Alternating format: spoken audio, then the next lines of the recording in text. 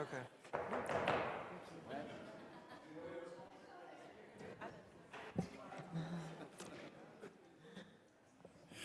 Good evening, everyone, and welcome to the March 17th, 2026 meeting of the Maplewood Township Committee. I hope you're all here for good things and not here to yell at us.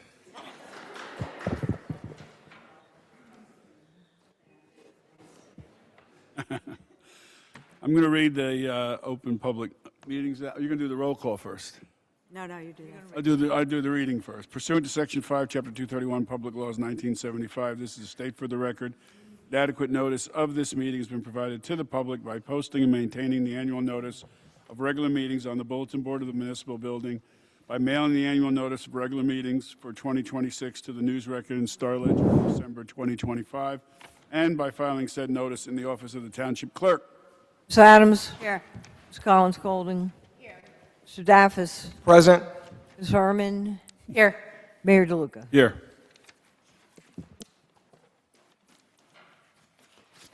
Whereas Chapter 231, Public Laws in 1975, commonly known as the Open Public Meetings Act, requires all meetings of public bodies be open to the public.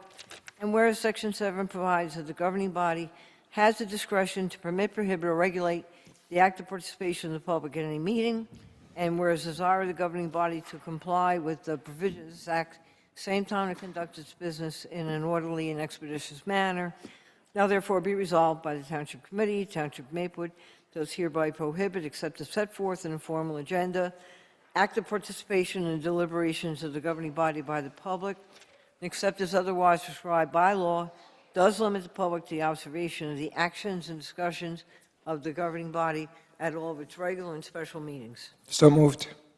Second. Ms. Adams? Yes. Ms. Collins Golding? Yes. Mr. Daffis? Yes. Ms. Herman? Yes. Mayor DeLuca? Yes. Please join us in a salute to the flag. Pledge allegiance to the flag of the United States of America and to the republic for which it stands, one nation, under God, indivisible, with liberty and justice for all.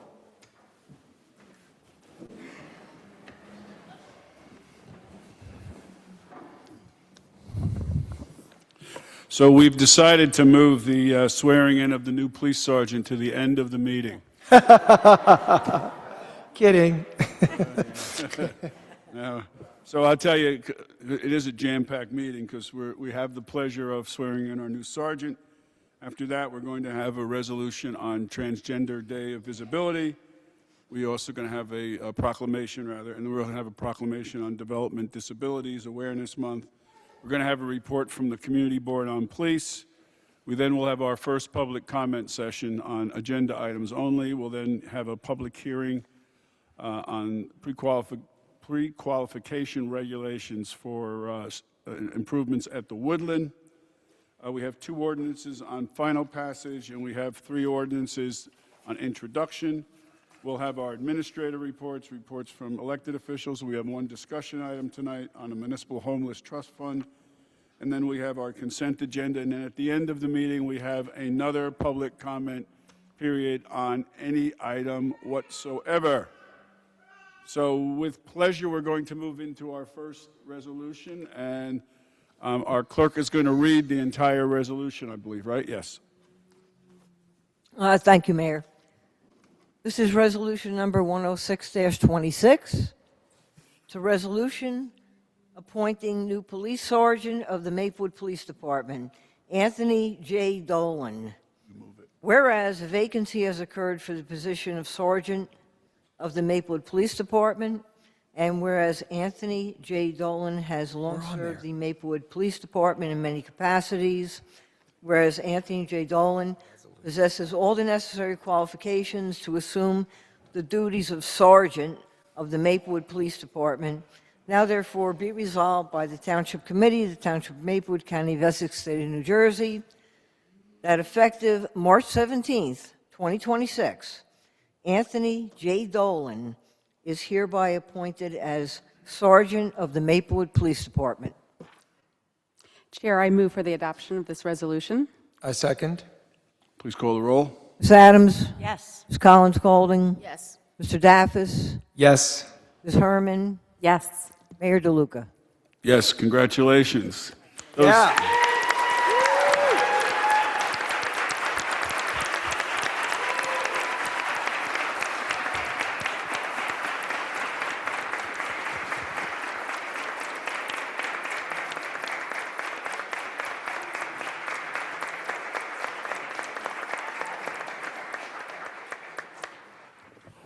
We'll have the oath of office administered by Elizabeth Fritzen, our township clerk.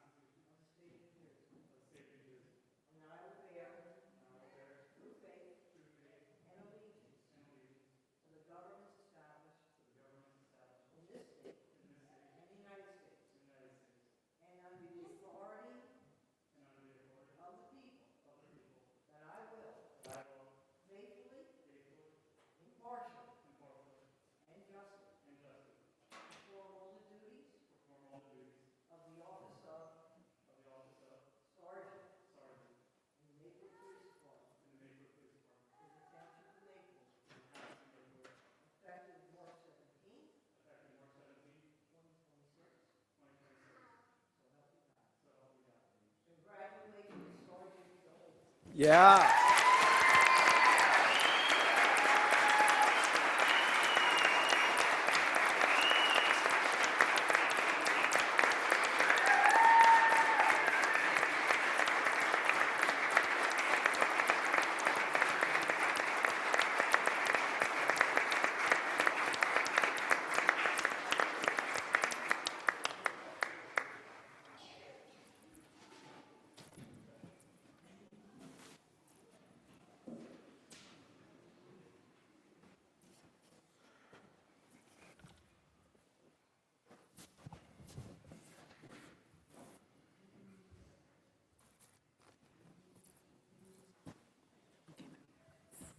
Sergeant, I know you're not known for talking, but I didn't know if you wanted to say anything. Yes.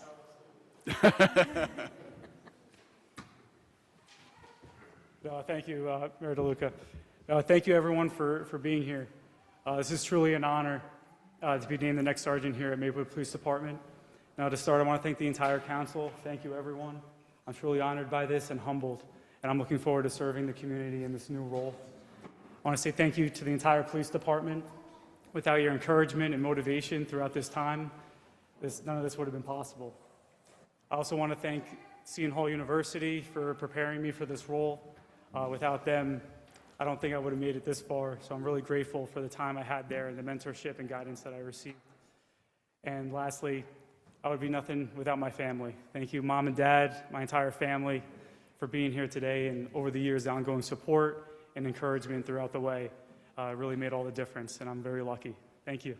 Thank you, everyone. Yeah.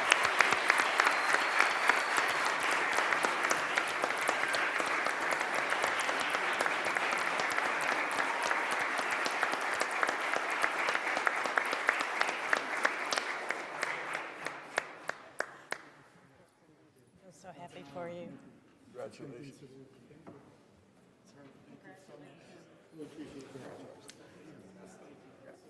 You're old.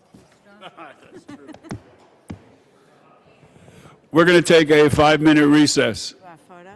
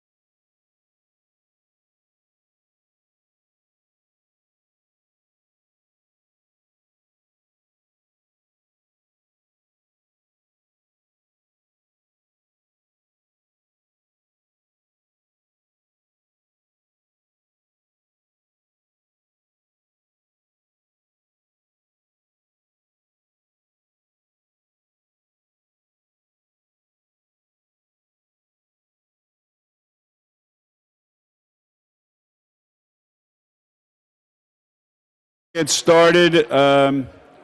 We have a proclamation on Transgender Day of Visibility. I'm going to ask Committee Member Daffis. Oh.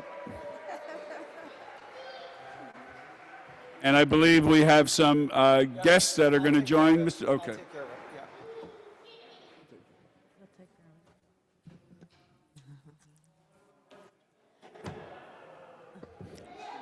This celebration continues out there.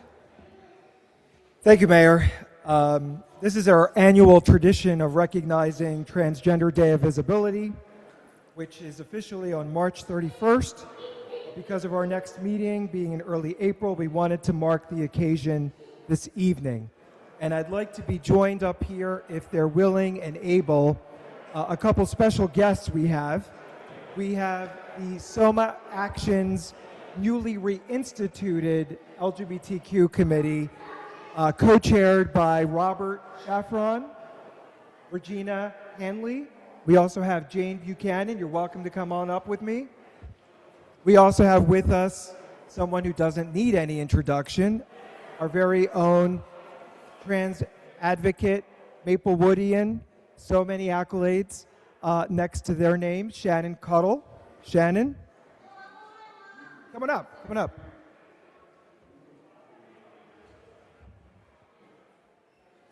We'll do it like this so we can kind of get on the...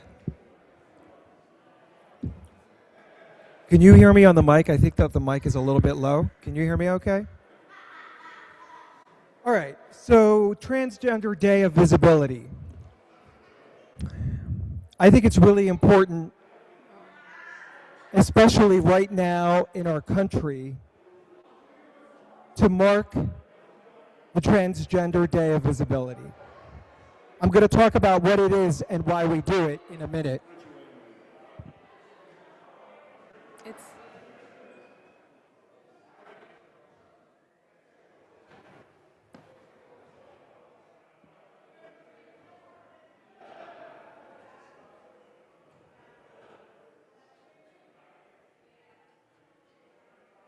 Thank you all for being here.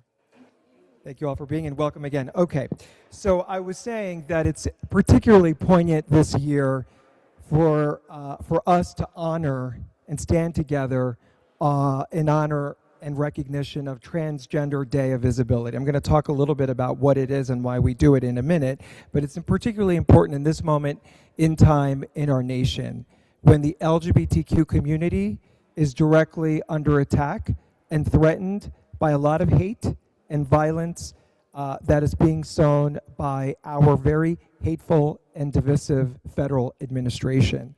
And this is having an effect not only in Washington, but in all of our respective communities across the nation.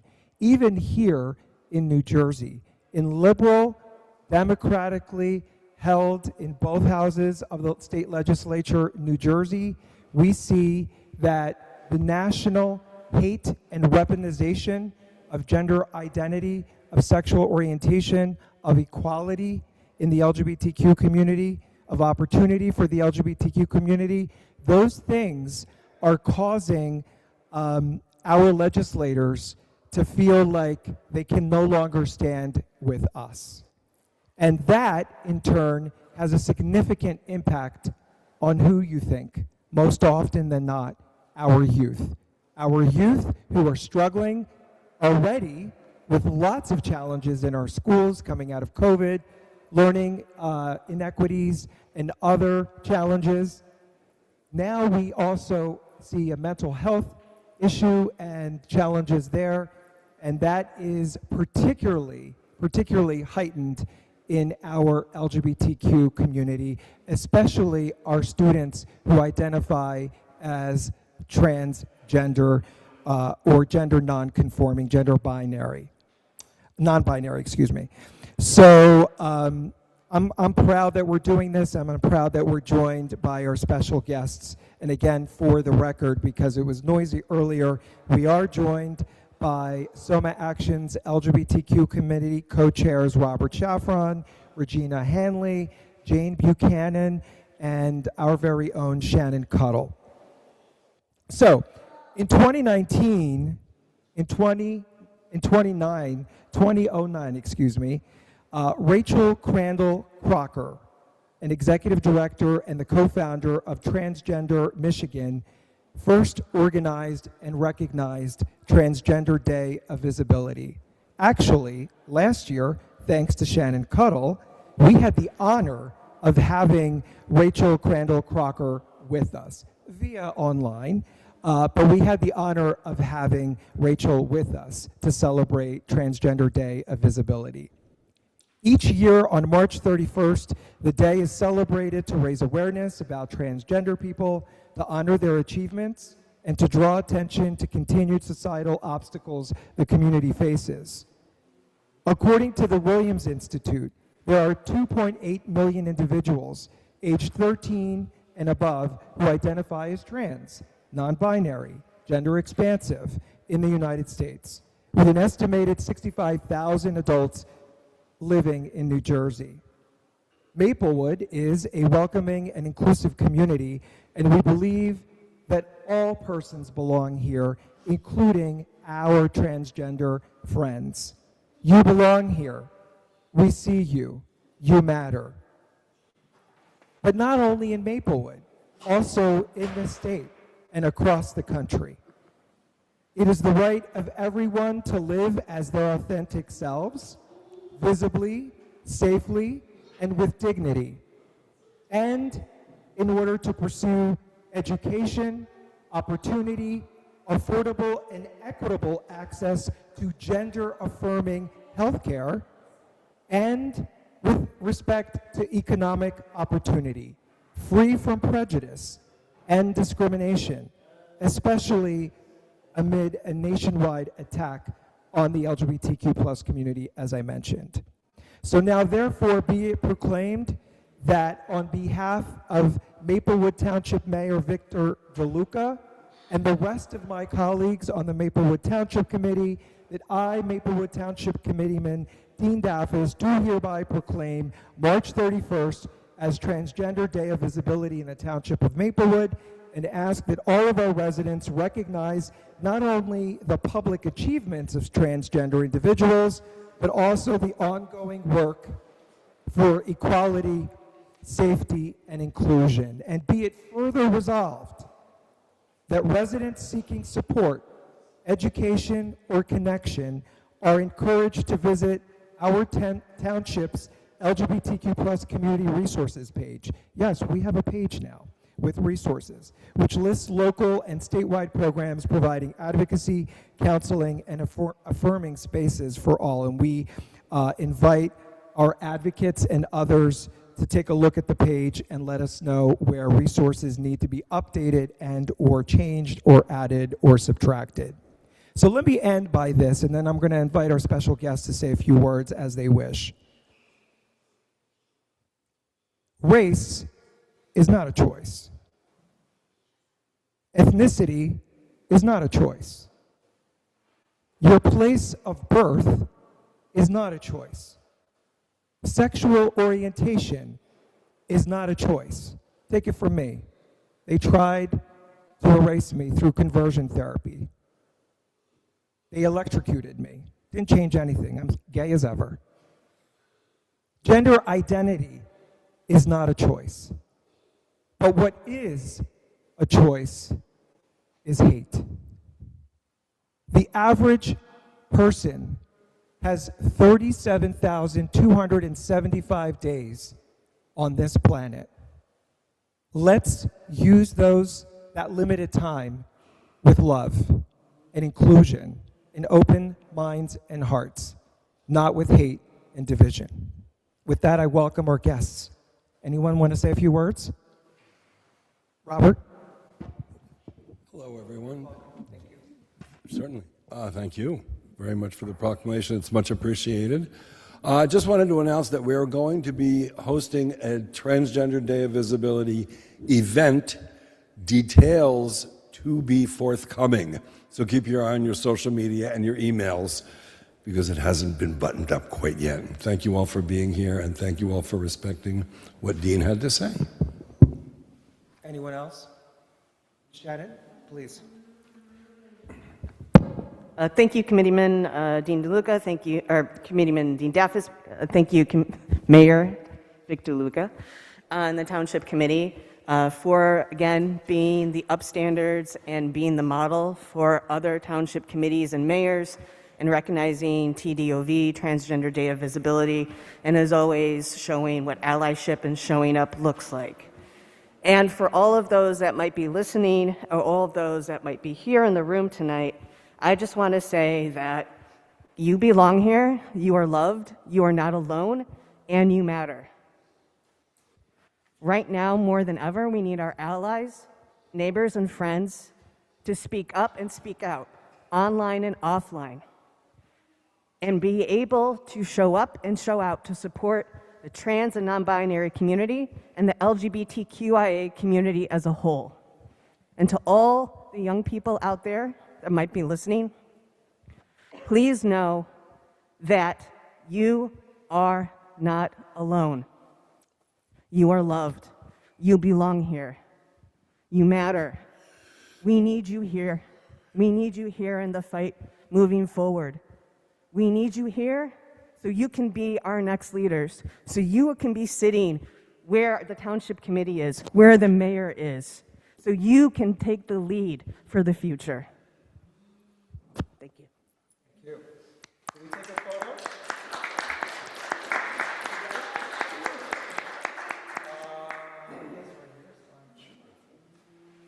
Who wants to hold it?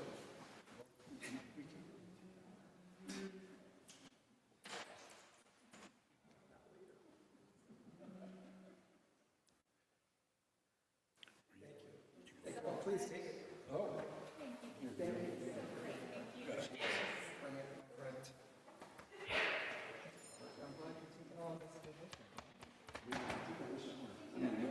Thank you. Thank you. We now have Deputy Mayor Herman is going to do the Developmental Disabilities Awareness Month. Hi, I have a proclamation to read, and I want to invite our resident Leon Martin, who is on our All Access Committee, and his son Jared, his whole family who's here. And if anybody else here is here for the this resolution for Developmental Disabilities Awareness Month, first of all, I want to say thank you for your patience. What a big and loud meeting we just had. You come up here. Come up here. All you guys. You had so much patience to wait and all that noise. Jared, do you want to come up here? So we're going to read this. Developmental Disabilities Awareness Month is March of every year, whereas millions of Americans with developmental disabilities are valued members of our communities, and although too many were once excluded from full participation in community life, they have always been present and contributing to the fabric of our society.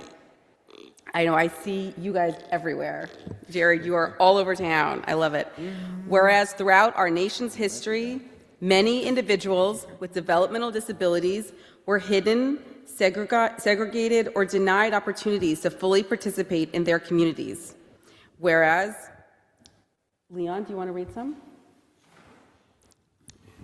Whereas decades of advocacy, civil rights protections, and community-based supports have expanded opportunities for people with developmental disabilities to live, work, learn, and participate more fully in society. And would you like to read some? Oh, certainly. Right here. Whereas community living is about more than services or programs. It is about belonging, independence, choice, and the opportunity to live a full and meaningful life. And whereas individuals with developmental disabilities strengthen our workplace, enrich our neighborhoods, contribute to our local economy, and help shape the future of communities like Maplewood. And whereas Developmental Disabilities Awareness Month provides an opportunity to reflect on our progress, recognize ongoing challenges, and reaffirm our commitment to inclusion, accessibility for all residents. And whereas this theme, and I really like this theme, it's we're here then, now, always. And it recognizes the enduring presence, resilience, and contributions of people with developmental disabilities across generations. Now, therefore, be it proclaimed that on behalf of the Township Committee, Mayor DeLuca, that we proclaim March 2026 as Developmental Disabilities Awareness Month in the Township of Maplewood, and we encourage all residents to recognize the contributions of people with developmental disabilities and promote a community where everyone belongs, then, now, and always.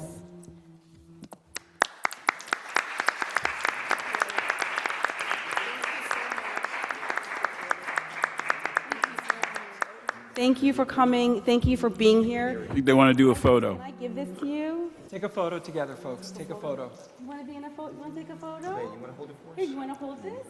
Her eyes lit up when you said photo. Oh, yes. Look at the camera.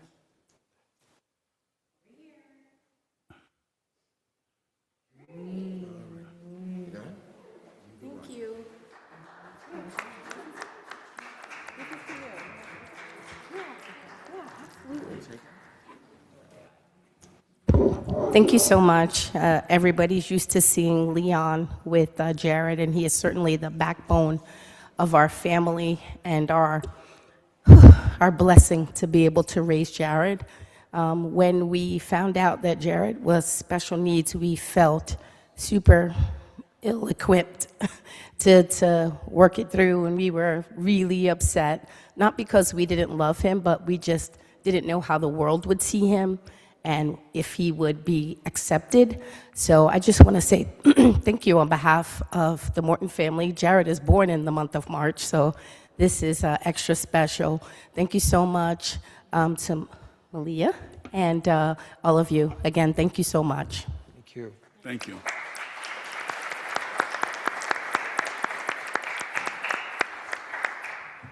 Thank you again for coming. This is important. We have an all-access committee that Leon has been volunteering on and talking exactly about accessibility and inclusion. And we're so happy you guys came tonight. Thank you. Thank you for being here. Thank you for being in all of our spaces. We appreciate the Mortons. Thank you. Now we'll have a presentation on the Community Board on Police, their annual report. Mr. Daffis. Thank you, Mayor. I'd like to introduce a member of our Community Board on Police, Mr. Teddy Heiger Paris, who's going to give us an update on the Community Board on Police's work. Since its establishment in April of 2018, and Mr. Mayor, you remember those days back then because you and I were on the original working group and quite big champions of the Community Board on Police.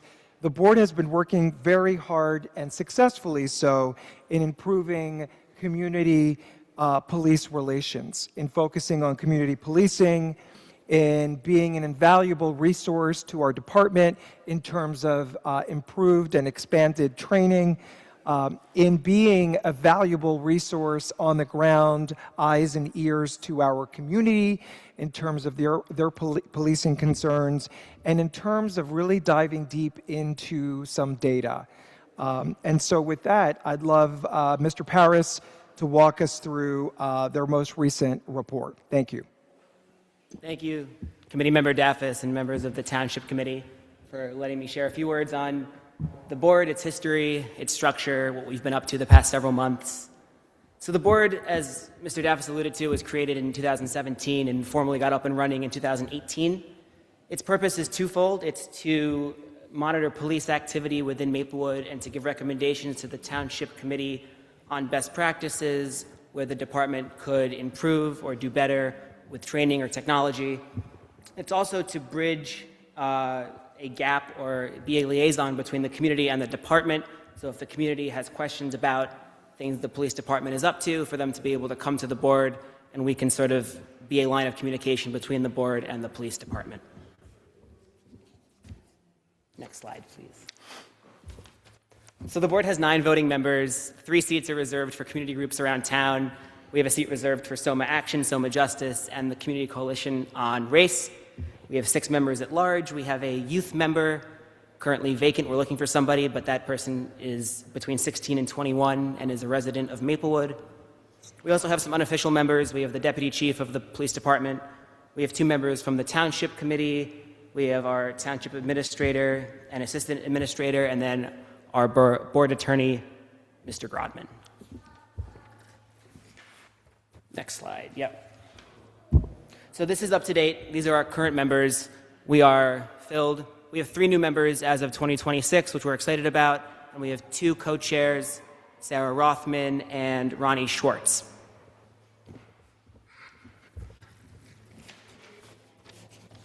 So the board does a few things.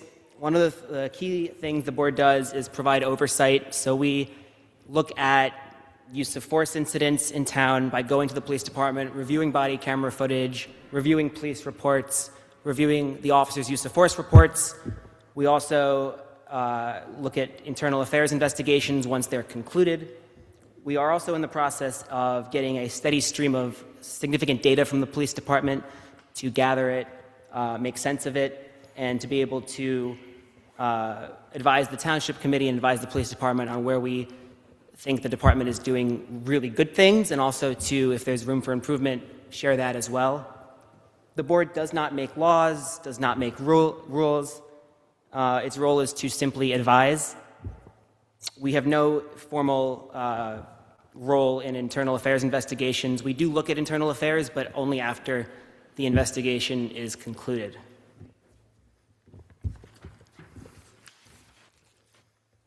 So this is a little chronology that we made of significant events since the creation of the board. Some of you, I'm sure most of you know that the board was created as a result of a negative incident involving young people and the police department almost 10 years ago this summer, actually. And a lot has changed since then. A lot's gotten better. Obviously, still more work to do. A couple things I'll highlight. In January, the board amended its charter to start looking at internal affairs investigations. So once the internal affairs investigations have concluded, we review them at the police department. And then the board was really instrumental in playing a role to advocate for the hiring of our crisis intervention social worker. And that social worker came on board 2022. We now have 2. They're under the Department of Health, but they're utilized by the police department, both in responding to incidents as part of a co-response with the police department, but also doing follow-up after incidents and providing services to members of the public that need services. Whoops. You can go to the next slide. So in 2024, the board was involved in, I think, 2 main things. The first is we really got going with a good schedule of quarterly reviews of use of force reports and civilian complaint reviews. We reviewed 12 use of force incidents and 9 internal affairs investigations. So out of thousands of interactions the department has had with members of the public, there were only 12 use of force incidents. Obviously, that's 12 too many, but that's a very small percentage. At this time, we have not made any formal recommendations to the department around use of force or civilian complaints. In April of 2024, we had a great community event at the Woodland. We had approximately 30 members of the department come and meet the board, learn about what we do. We got to know them. It was a great meeting. We also had a presence at some community events. We had a presence at Mayfest. We supported the police department at their annual award ceremony in May. And we also started sending a representative to the township's public safety committee hearings. So once a month to sort of be a liaison between the board and public safety, which I think is helpful. And then I mentioned before, one thing I really want to highlight is the board was really, really pivotal in the advocacy for the hiring of our social worker. Hearing from members of the department, I think that this has been a huge benefit to the township. There are now 2 social workers that have going on more and more both co-response calls or if our officers are going to calls where a social worker is unavailable, if it's overnight or what have you, our social workers are doing a lot of follow-up investigations and trying to get people the services that they need. And I suspect that the number of incidents that our social workers are involved in has increased since 2024 as well. So for 2026, we're looking to continue our presence in the community. We want to be at Mayfest and Maple Woodstock. We are going to continue our quarterly use of force and civilian complaint reviews at the police department. Thanks to Chief Malloy for accommodating us for several hours as we look over the files. And we're also in the early stages of planning a significant community event with leaders from around the state, so both elected officials and leaders from the police department, to come and hear about the board, hear about its history and how we got it set up, and to incentivize similar boards from starting. So incentivize municipalities from starting similar boards, which I think is going to be very beneficial, as we were one of the first, if not the first, municipality to set up an oversight board like this. So we want to make it less scary for them to do the same. And again, you know, this was not our idea, this was Chief Malloy's idea, so credit to her for doing this, but we're looking to do a big event late fall at the Woodland. So we're excited about that. And then lastly, we want to be responsive to the public, so we want to hear about their thoughts, if they have questions about the police department or if they think that the board should be involved in a certain type of work. We want to hear from them. We meet every Wednesday, first Wednesday of every month, usually on Zoom, sometimes in person. Those are public meetings, so anyone is welcome to attend. And we're also seeking new members. We don't have any vacancies right now, but we will at the end of the year. So if anyone's interested, talk to me or anyone on the board about it. Thanks. Thank you. Do we have any questions from the Township Committee? I do. Just wanted to know, is there any discussion amongst the board to have a presence at table at National Night Out? I felt like it was kind of a noticeable absence the last couple years. We would like to, yeah. Good idea. It's like a natural, more so than Maplewood Woodstock. I believe, I don't know which year, but there was one year it rained and it was rescheduled. So I was going to go to the original date and then I couldn't go to the rescheduled one, but we would like to be there. It's a good idea. Great. Any other questions or comments? I would just like to invite you, when you do your reviews, I'm chair of the Public Safety Committee, and we really like having you guys come, and if you could share, you know, updates on what you're working on. And I think you were saying in your report that you, quarterly, you look at the use of force and the civilian complaints. We would love for the person that comes to public safety after that to be able to share with us, you know, just some overview, you know, observations on that. Yeah, not everyone on the board does that, so I'm involved in it, and then we have one or two other people, so we'll make sure that we get a representative to public safety that's involved in that. Great. Wonderful. With that, we'll close the presentation, and thank you very much. Thank you. Well done. Thank you. Thank you very much. Okay, we'll move on now to the first public comment period. Is there anyone who would like to speak on an agenda item? Seeing no. No, you have to come up here and introduce yourself. And it's very formal here. Name and address, please. Oh boy, Brian Kelly, taxpayer here at 70 Burnett Street in Maplewood, New Jersey. I have a small question. Is his domain over just Maplewood or Maplewood and South Orange? Just Maplewood. Thank you. I've got other questions, but okay, thank you. Thank you. Reach out anytime, Brian. Okay, any comment, anyone online who'd like to make a public comment on an agenda item? If any members of the public joining on Zoom would like to speak on any agenda item, please raise your hand now. I see no hands, ma'am. Great, thank you. Sorry for waking you. Okay, next item is public hearing on the adoption of pre-qualification regulations for siding restoration, including the structural upgrades at the Woodland. I'd now like to make a motion to open the hearing. Do I have a second?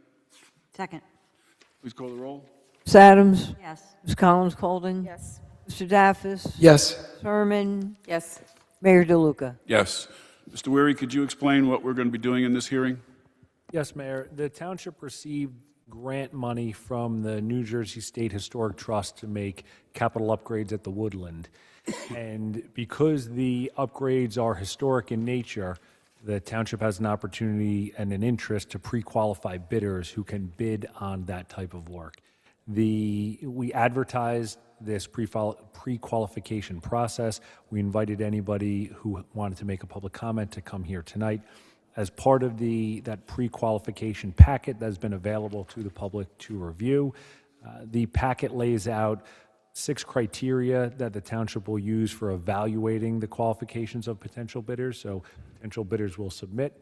Those submissions will be reviewed by the township and by our historical architect, and then we'll make recommendations on who of those potential bidders should be deemed eligible to bid. And that review process is in conformance with guidelines set out by the state. So we follow their pretty rigid process. So this is the first step in that pre-qualification process. Great. And so the pre-qualification process will, this is what we're doing tonight, is setting it up, and there'll be bids through the natural bid process, and then we'll award contracts after that. Yes. From pre-qualified bidders. Yes, so this approves the pre-qualification criteria that we will use. Okay. That'll go out to the public. We'll take submissions. Then from those who we deem qualified, we invite them to submit actual bids for the work, and then it'll come back to the Township Committee for award of a contract. Is there anyone in the room who would like to speak on this during the public hearing? Seeing no one, is there anyone online? If anyone joining on Zoom would like to speak on this hearing, please raise your hand. I see no hands, Mayor. Thank you. I move we close the hearing. Do we have a second? Second. Please call the roll. Ms. Adams? Yes. Ms. Collins Colding? Yes. Mr. Daffis? Yes. Herman? Yes. Mayor DeLuca? Yes, we have a resolution. Yes, Mayor, it's item 9A. Resolution number 121-26 is a resolution adopting pre-qualification regulations in connection with bids for siding restoration, including structural upgrades at the Woodland. Mayor, I move this resolution. I second this resolution. Please call the roll. Ms. Adams? Yes. Ms. Collins Colding? Yes. Mr. Daffis? Yes. Herman? Yes. Mayor DeLuca? Yes, thank you. We have an ordinance on final passage. Yes, Mayor. Item 10A, ordinance number 3186-26, is an ordinance amending and supplementing Chapter 257 of the Code of the Township of Maplewood entitled Vehicles and Traffic to establish a new speed limit along Springfield Avenue. This ordinance will amend and supplement Chapter 257 of the Township Code to establish a 30-mile-per-hour speed limit along Springfield Avenue based upon an engineering study. Thank you. This ordinance has been published, copies posted on the bulletin board. I'm sorry, it's been published on the township website, copies posted on the bulletin board in the municipal building, and copies made available to the general public in accordance with the law. Is there anyone here who would like to speak on this particular ordinance, which reduces the speed limit from 35 miles an hour to 30 miles an hour on Springfield Avenue? Anyone online? If anyone on Zoom would like to speak on this ordinance, please raise your hand. I see no hands, Mayor. Okay, we will close the hearing. Can I get a motion? I move this ordinance be adopted as a whole, and the clerk be directed to post the same as a passed ordinance on the township's website and town hall bulletin board according to law. Second. Any discussion? Nope. Please call the roll. Ms. Adams? Yes. Ms. Collins Colding? Yes. Mr. Daffis? Yes. Ms. Herman? Yes. Mayor DeLuca? Yes, thank you. We have another ordinance on final. Yes, Mayor. Item 10B, ordinance number 3187-26 is an ordinance amending and supplementing Chapter 187 of the Code of the Township of Maplewood entitled Outdoor Dining to revise the permitted operating season for streeteries. This ordinance will amend and supplement Article 3 of Chapter 187 of the Township Code to revise the permitted seasonal operating period for streeteries from April 15th through November 15th to May 1st through October 15th. This ordinance has been published on the township website, copies posted on the bulletin board in the municipal building, and copies made available to the general public in accordance with the law. Is there anyone here who would like to speak on this ordinance dealing with streeteries in Maplewood Village? Seeing no one, is there anyone online? If anyone on Zoom would like to speak on this ordinance, please raise your hand. I see no hands, Mayor. Thank you. We'll close the hearing, and Committeeman Daffis, can we get a motion? Certainly, Mayor. I move this ordinance be adopted as a whole and the clerk be directed to post the same as a passed ordinance on the township's website and town hall bulletin board according to law. Second. Any discussion? Please call the roll. Ms. Adams? Yes. Ms. Collins Colding? Yes. Mr. Daffis? Yes. Ms. Herman? Yes. Mayor DeLuca? Yes, thank you. We have an introduction of an ordinance. Yes, Mayor. Introduction of a new ordinance, ordinance number 3188-26, is an ordinance to amend Chapter 123 of the Code of the Township of Maplewood entitled Fees with respect to the municipal pool.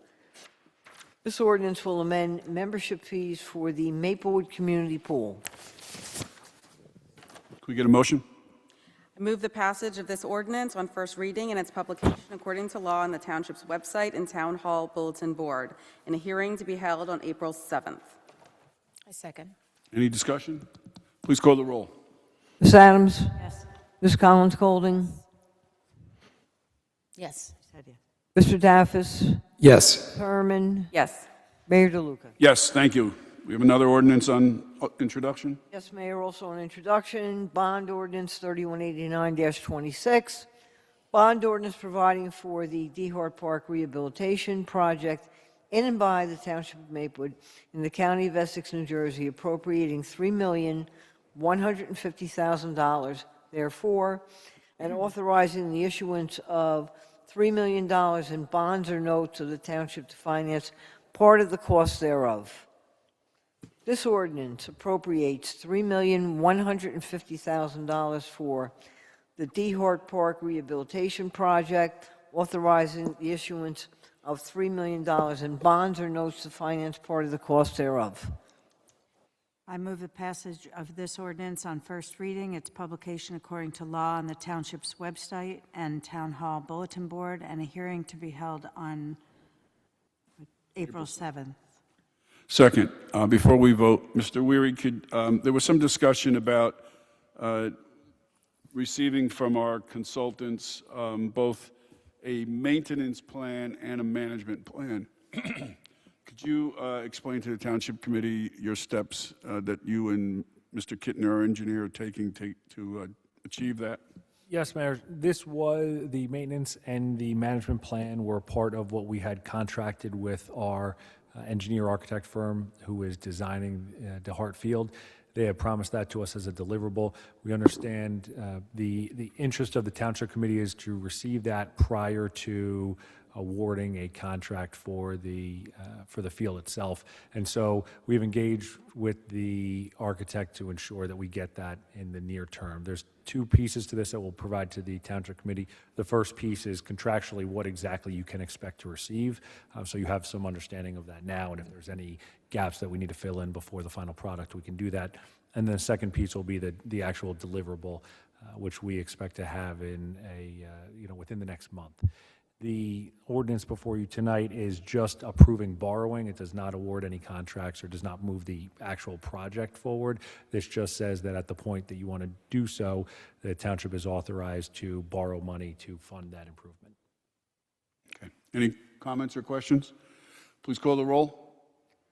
Ms. Adams? Yes. Ms. Collins Golding? Yes. Mr. Daffis? Yes. Ms. Herman? Yes. Mayor DeLuca? Yes, thank you. We have our last ordinance on introduction. Yes, Mayor, also on introduction, 11C, ordinance number 3190-26. It's an ordinance to amend table of organization within the Township of Maplewood to establish the position of accounting and revenue specialist. This ordinance will amend the Township's table of organization to establish the position of accounting and revenue specialist and to establish a salary range for the position.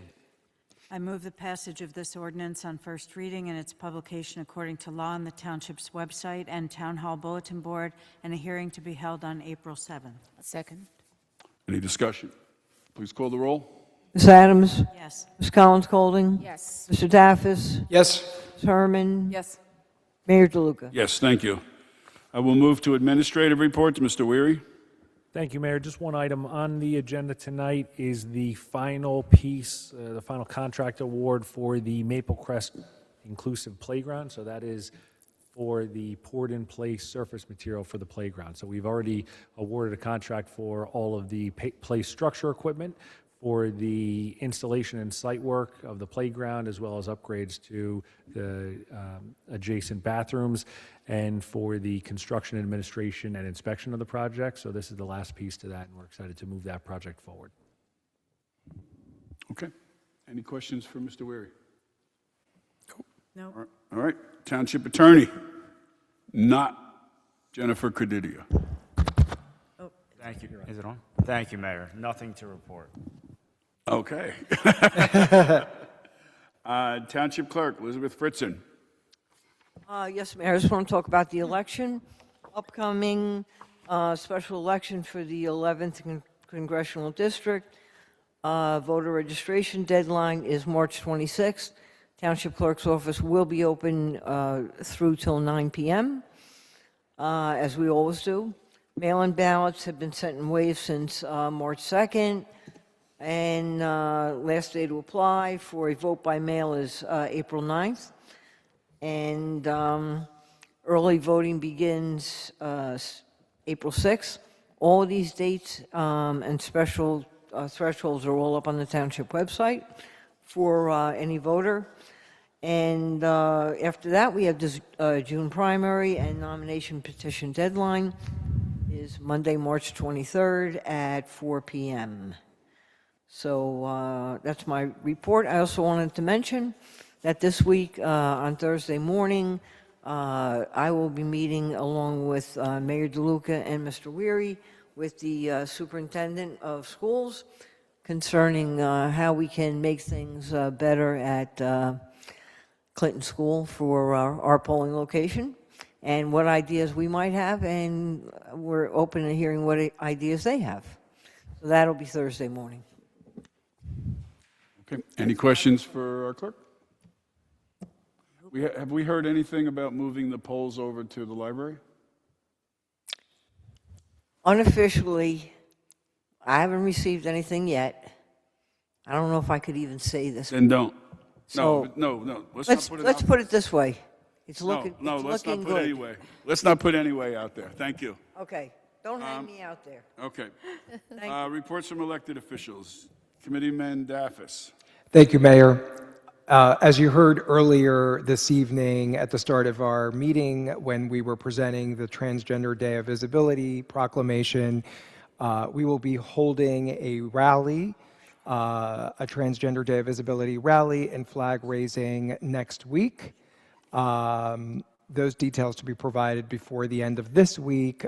We will share with the committee, I will share with the committee, and disseminate that widely through our social network as well, on social media, so we can get people. Everyone is welcome. Please come and join us. It's really important right now to show up, right? And we need to stand together and really walk our talk about being inclusive and standing in solidarity. Now's the time. Our community is looking for that. From the Maplewood Village Alliance, just reporting that we recently welcomed new board members We increased successfully our representation of new merchants and property owners. Those things were particularly weaknesses for our board membership, as you may recall, Mayor and Township Committee colleagues. When we went out for a state grant a year or so ago, our board membership was sort of a weakness. We had a lot of residents and not enough merchants and property owner representation. And we've increased that, including with new merchants that make for a board that is now very diverse across stakeholder groups. Earlier today, first thing this morning, in fact, at 8:30 a.m., we had our code committee, which I chair.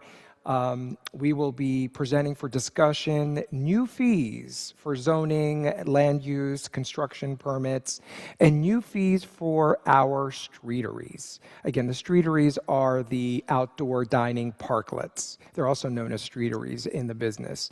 We are trying to better balance the need to continue serving our residents who enjoy dining outside, to continue providing that opportunity to our restaurants who get to expand their footprint outside, which means more revenue for them, but also to recognize that doing so creates a burden on the public. For one, we take a lot of parking away, parking that is already a challenge in our beautiful downtown little Maplewood Village.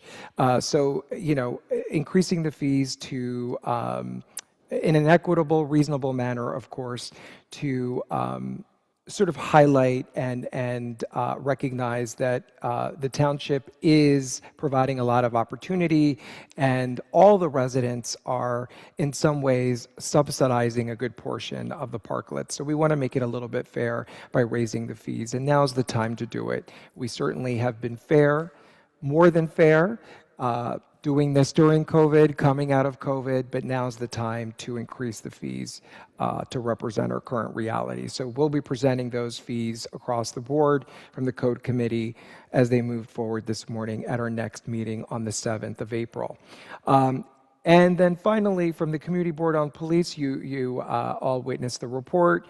We're happy about the report. It was only the second report going out to the public of the board's work. We need to do a better job of doing that. The charter does say that the board is required to present an annual report to the community of its work. Transparency, accountability are important to us, and we want to stay true to that and do a better job of keeping up with annual reports. I do want to report that I've been working very closely with a couple of members of the board and other community advocates and stakeholders in putting together some important information for our community as it relates to the continued presence of ICE throughout our communities. We recently posted, though I've asked administration to make it a little bit more robust and attractive, know your rights information for know your rights for immigration, know your rights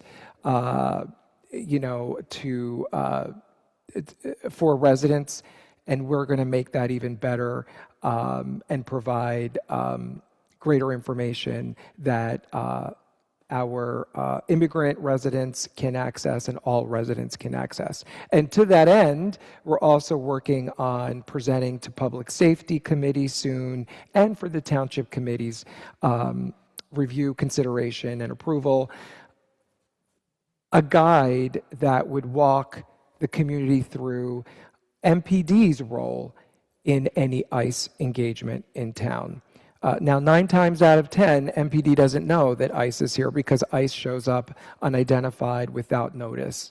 Even when MPD is notified by residents that ICE is in town, by the time they get there, ICE is gone. But what if MPD was able to be there, and what would they do? What can they do? What can they not do? What will they do? What will they not do? What does the state attorney general's directive bind them from doing and not doing?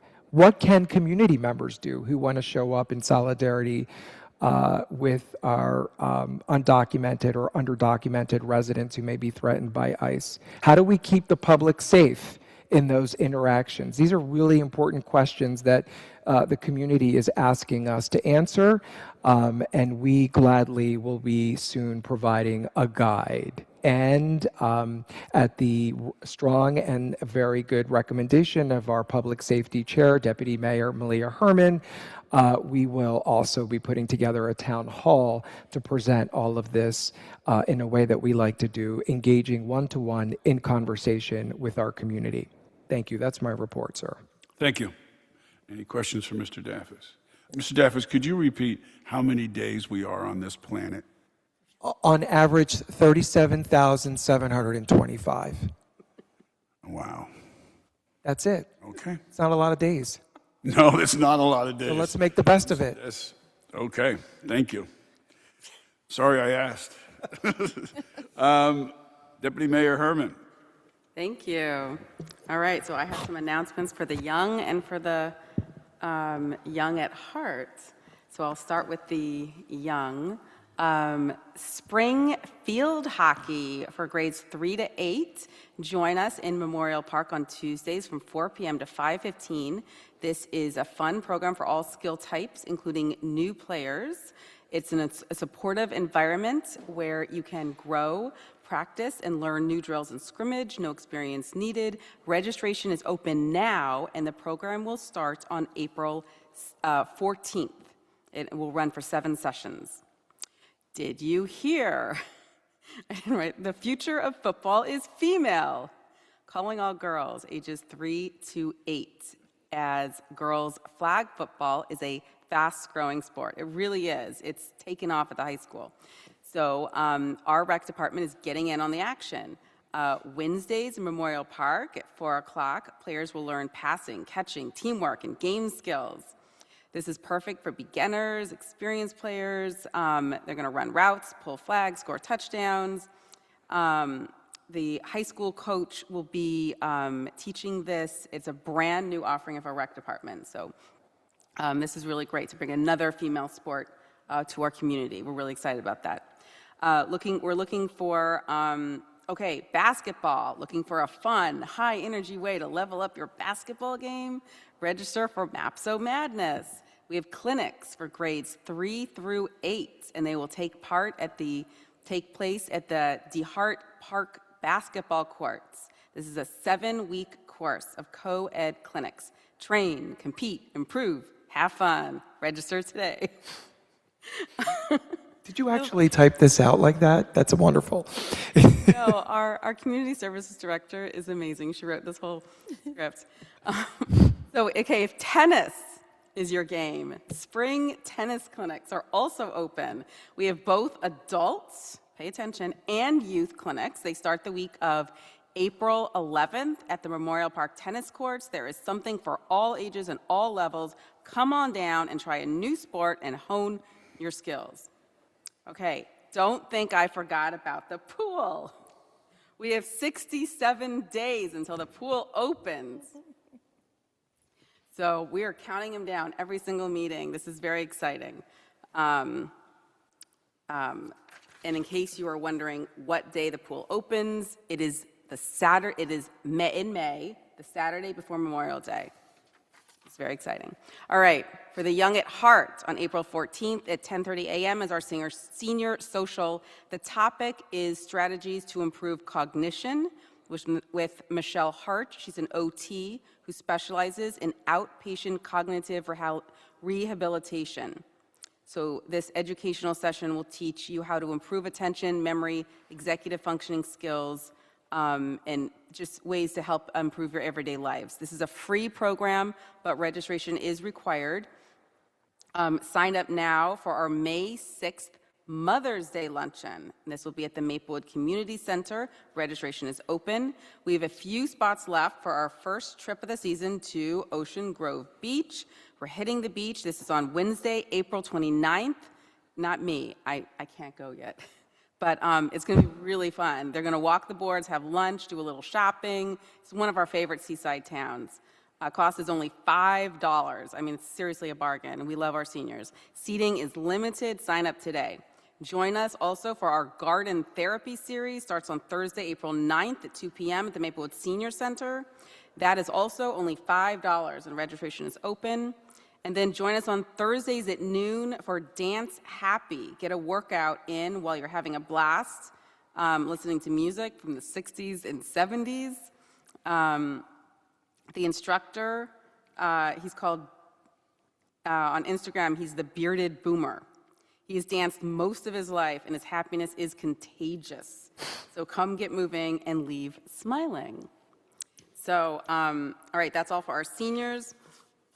And so I wanted to share that last week I was able to speak on a panel.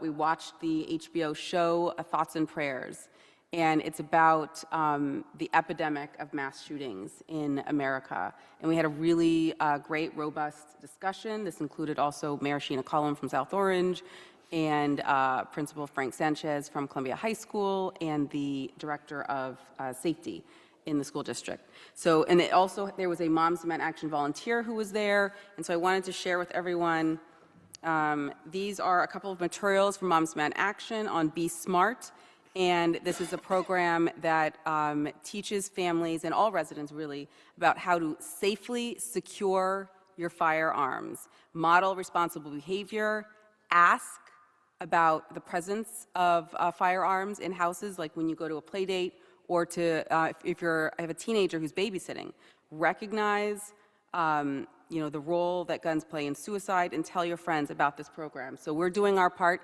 We've got these in Town Hall, and we're gonna, so anyone who comes by, if you come by to sign up for the pool, for example, as you can save on your registration, the credit card processing fee, a lot of people like to come and sign up in person. So pick these up. It's really important.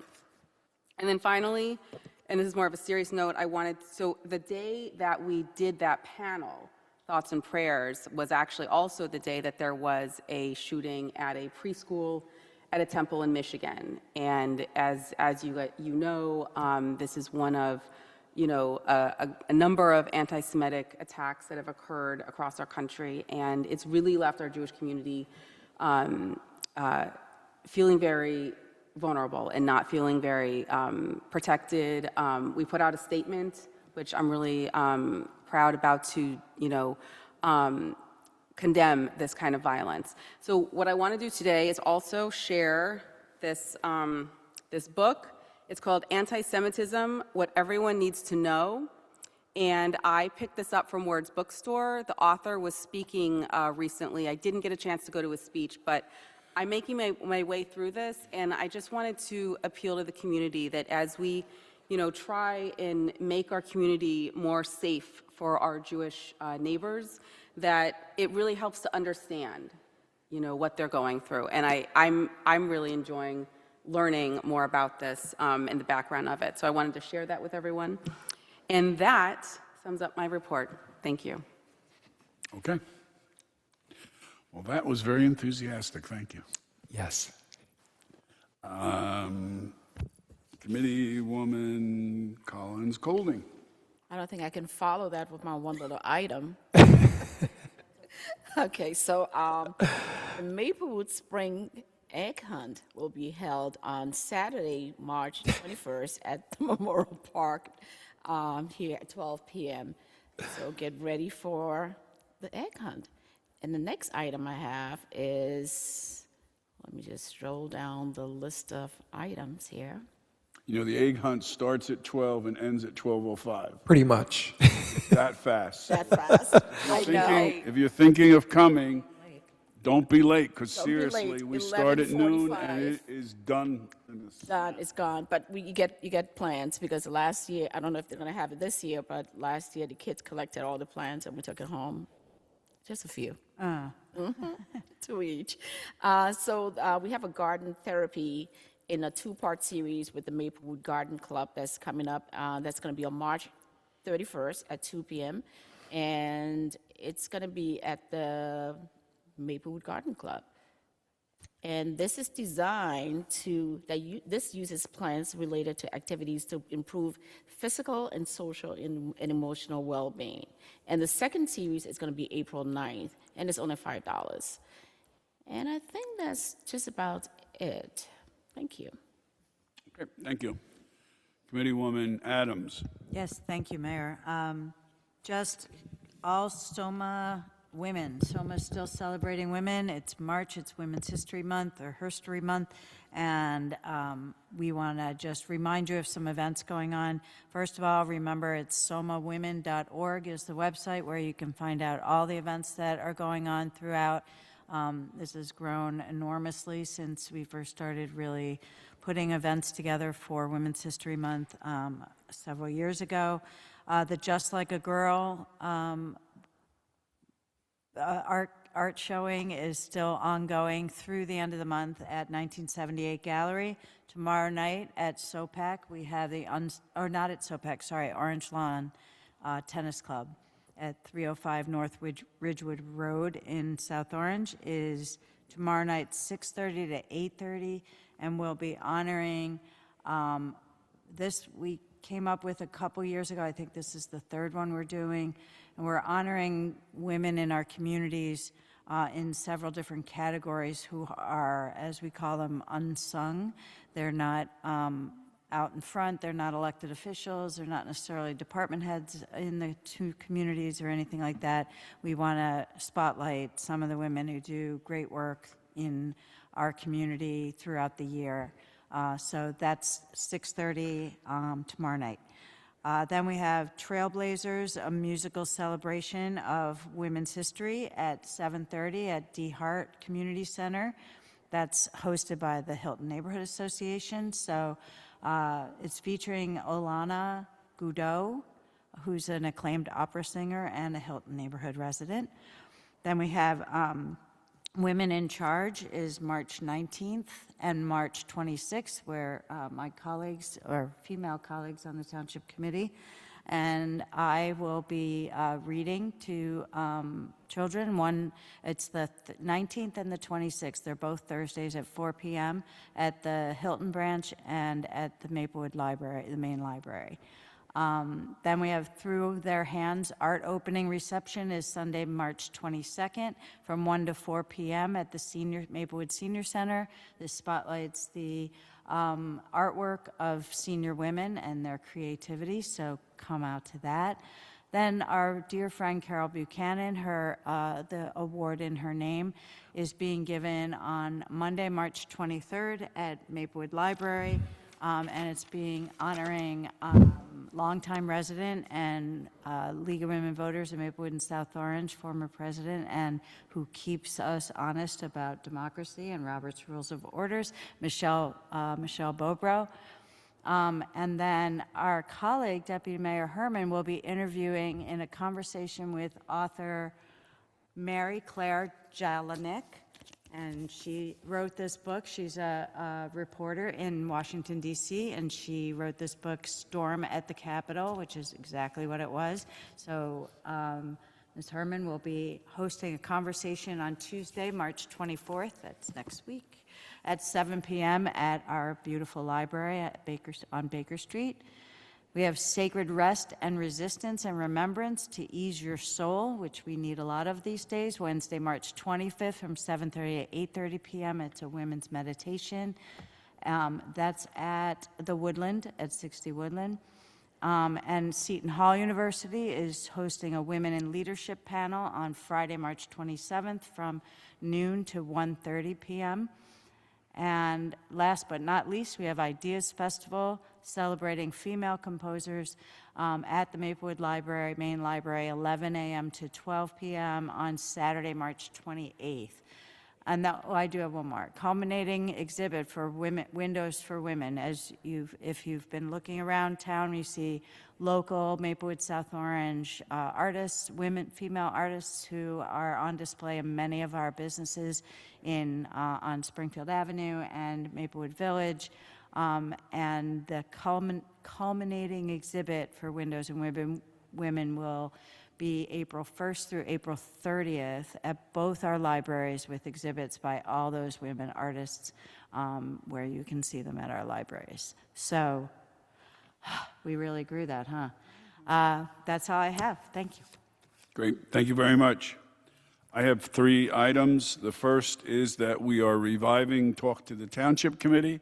Our first will be Saturday, April 11th from 10 a.m. to noon, and that will be on the corner of Baker Street and Maplewood Avenue. We're going to have, I'll get you the information because we're going to have to notice it. Right. There'll be 2 township committee members assigned, but in case others show up. Okay. 2 weeks ago, I went to the plant, New Jersey American Water plant in Short Hills to hear some of the work they've been doing, but also that they've made a request for an increase to the Board of Public Utilities of 12%. This would be approximately $10 per month in the fee if the entire amount is granted. In the past, the Board of Public Utility has granted roughly half of that. This would go into effect in September of this year. The reason they're raising the money is they've invested or will be investing $1.4 billion in infrastructure upgrades. We've had some here in the lead service line replacement, and they're upgrading pipes. The average residential increase, if it does go up 12%, would go from about $84 to $94. The other thing that we talked about is that there are a couple of programs that the New Jersey American Water has. One, they have a grants program of up to $500 if anyone has an outstanding bill. And Mr. Weary, if you could just, you don't have to tell me now, but let me know who I should be talking to about getting all this stuff so we can get it out to folks. So that's one thing. If someone has a bill in arrears with New Jersey American Water, there is a grant of up to $500, and it's 300% of the federal poverty level as qualifications. The other thing is they have a discount program for their customers, and that is based on 200% of the federal poverty level, and it's either up to 15% or 60% discount if you're actually at poverty level. So just to give you an example of 200% of the poverty level is a family of 3 making $55,000, a family of 4 making $66,000. So we may actually pick up some folks here who are in that category. So I'll give this all to you, or you tell me who, and then we can get that going. And my last item is tonight we had a Know Your Rights webinar that was sponsored by our Assemblyman Chigozie Onima, and I got to do a welcome along with the councilwoman from Irvington. But in any event, in preparing for this, I did some looking at our census information, and we are, in Maplewood, we are number 6 in Essex County as far as population of Haitians. The number of people of Haitian descent in Maplewood is about 2,300 people, which is about 9% of our population. And as a percentage of population in Essex County, only Orange and Irvington are above us. They're about 13%. So we have a fairly significant and robust population. There are, according to this estimate, and it may have changed, there's about 70,000 Haitians in New Jersey. About 28,000 are in Essex County, which is 40%. So this is really a large area for Haitians. And with the protected status, temporary protected status under attack, the Supreme Court just decided to hear the case on Monday. So it could be, we could have a real situation where many of the family members who were able to escape both the hurricane, what they have, not a hurricane, earthquake, thank you, the earthquake in Haiti, plus the political situation there, they would be forced to go back. Actually, they would force them, they would take them back. So let's hope that the Supreme Court rules correctly on this and allows folks, the basic is that you get this temporary protected status, and then there has to be a report given that the underlying causes as to why you got the temporary protected status are done, but they're not. The situation there is still as bad as it was then. So that is what the judge was able to throw out, that they hadn't done that report. So let's hope that we can prevail on that. So Was that session recorded? Do we know? I'm not sure. Yeah, 'cause it'd be good to share it on our website. And again, harkening back to what I was saying earlier, that's why we need to make sure that our Know Your Rights information on our website is also in Haitian Creole in addition to Spanish and English, obviously, but also that it pertains to TPS and all those things, which is information I had already provided to administration for inclusion. They actually had a very interesting system there that we ought to look into. They had a Haitian Creole translator, and they put him on another channel, and if you wanted to participate, you actually hit a button and went to that channel. So it was a situation where you had English on one channel and Haitian Creole on another, all on Zoom. Going at the same time. At the same time. Amazing. Yeah. So that was great because oftentimes when you have back and forth, it's hard to pick up a little bit for both parties. So by having the simultaneous presentations in the different languages on separate channels, it really worked pretty well. I don't know how it worked with questions, but because I had to leave to come on to here, but just I think taking a look at maybe some of that technology would be useful. Yeah. What I was trying to point out is May is actually Haitian Heritage. Yes, and that's a very good point. We do an annual Haitian Heritage Month proclamation here, and then on May 18th, we normally raise the Haitian flag.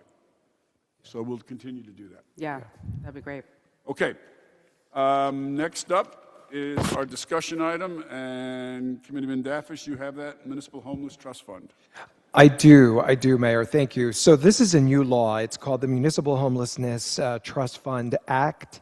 It passed during the previous legislature, just under the gun, right before Governor Murphy left office, and he signed it. And what it does, it authorizes the establishment of municipal homelessness trust funds and the adoption of homeless housing plans by municipalities.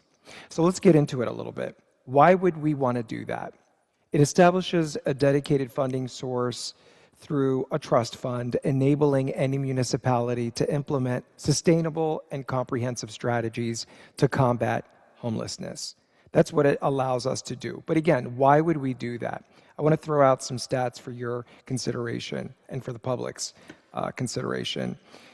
Last year, in 2025, New Jersey saw a big uptick in homelessness of close to 30%. Close to 30%. And in light of the incoming federal cuts to funding that deal with housing and homelessness prevention, including the policy shifts of the Trump administration, taking people who are currently housed out of housing programs and therefore creating another massive inflow of new folks into the homelessness pipeline, we're going to see a projected 46% uptick in homelessness. Now, why does that matter to Maplewood? Because we're in Essex County, and guess where we're going to see the most uptick in the most densely populated county, right? And homelessness does not know neighborhoods. It does not know borders. Homelessness, people move around. Our residents can become homeless, and other people's residents who are experiencing housing insecurity may migrate, if you will, into our community. Maplewood has seen an uptick of folks experiencing housing insecurity from about 5 or 6 people, less than a dozen, to well over a dozen, and almost around 20 individuals documented thus far. And certainly we in Maplewood, thanks to this progressive Township Committee, this progressive governing body, which does not get enough credit by some out there in terms of being progressive and forthcoming and proactive on a lot of important issues, especially the issue of housing. We are no longer, like too many communities are, we are no longer a feeder community. What is a feeder community? A feeder community is a community that just says, well, you know what? We're going to ship our problem to Essex County, right? Whoever has a bed or a shelter. We don't have shelters here. We don't care about that stuff. So we're going to ship it down there or over there. Well, guess what? The system is already overburdened. We can barely handle the people who are currently sheltered temporarily. Imagine what happens if we have nearly a 50% uptick in new inflow of unsheltered folks. So that is a crisis. It's a housing crisis. And more people are going to be experiencing housing insecurity, even middle income folks who never thought of themselves as housing insecure. But if they're spending more than 50% of their income on their housing costs, guess what? Technically, they're housing insecure. So these are like real revelations that is the reason why this law was passed, to enable municipalities to do something about it themselves directly and in concert and in partnership with social services organizations who are experts in doing this. Of course, again, yay Maplewood, we already did this on our own. We went out there and we directly contracted with a homelessness prevention provider that is really improving the situation for us here in Maplewood. A trust fund would allow us to create a dedicated funding source that would help us continue to do what we're doing in a sustainable and even more comprehensive manner. How would this work? Well, the law permits municipalities to impose an additional fee, a minor fee, on existing permits. Construction permits, building permits, parking tickets, an additional $1 or $2 here and there across categories of permits or fees would create a pool of funding, otherwise known as the trust fund. The trust fund would pay for our social services work that we do to help the housing insecure population, like I said already.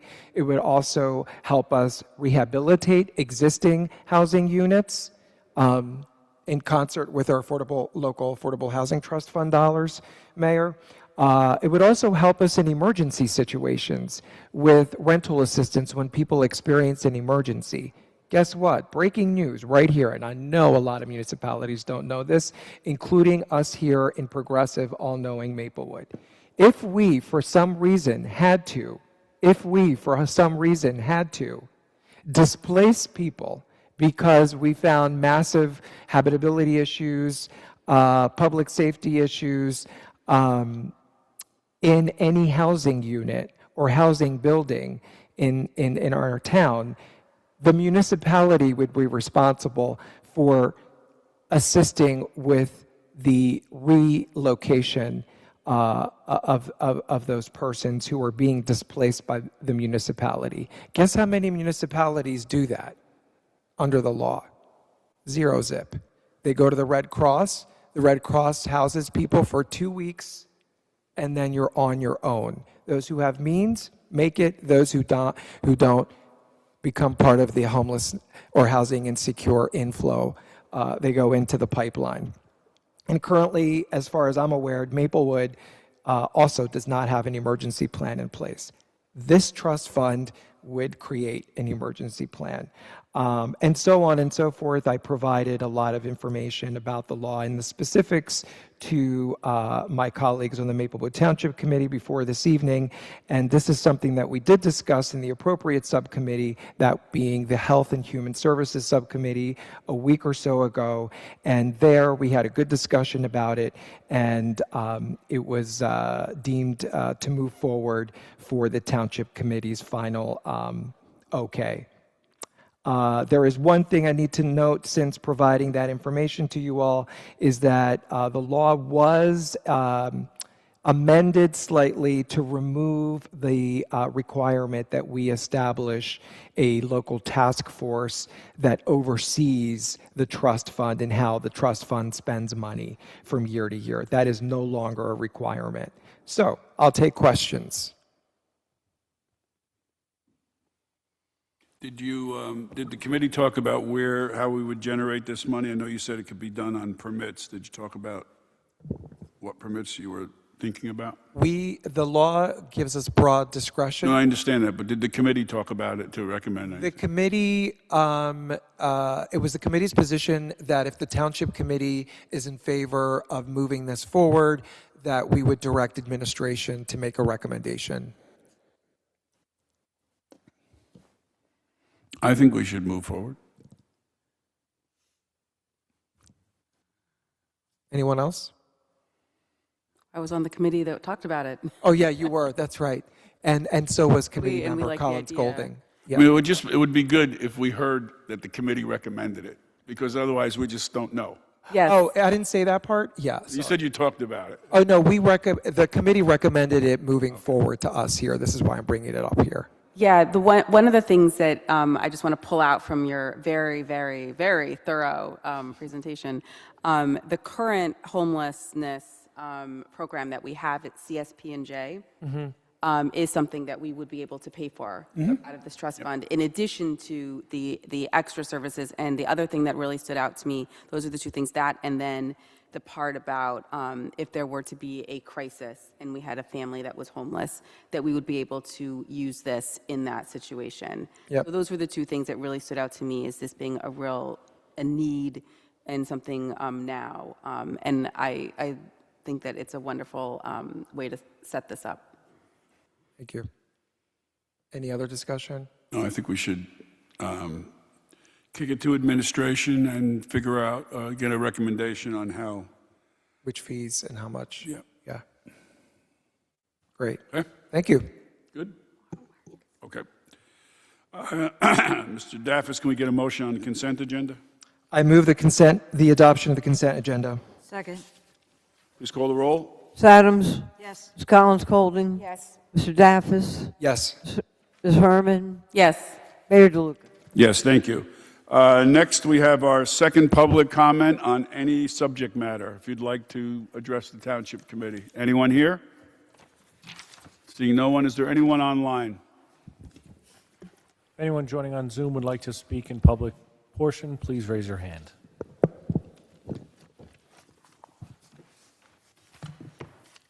I see no hands, Mayor. Okay, thank you. We'll close that public comment. And can we get a motion to adjourn? So moved. Is there a second? Second. Please call the roll. Ms. Adams? Yes. Ms. Collins Golding? Yes. Mr. Daffis? Yes. Ms. Herman? Yes. Mayor DeLuca? Yes, thank you very much. We'll see you April 7th. Before 9:30.